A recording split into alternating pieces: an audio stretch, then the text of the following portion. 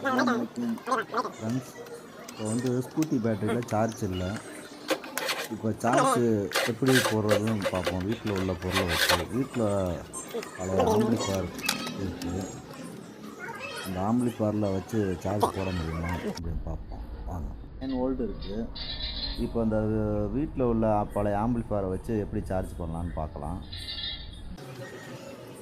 இது டிரான்ஸ்ஃபாரத்தில் வந்து 24 volt transformer. இது வந்து ஒரு பல்பு 12 வோல்ட் பல்பு சீரிஸ் பண்ணி 12 வோல்ட்டாக கன்வெர்ட் பண்ணி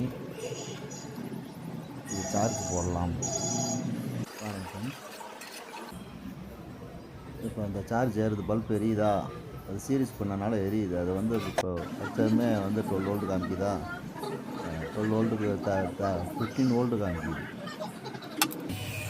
முடிஞ்சு இப்போ வந்து லைட் மாற்றியாச்சு.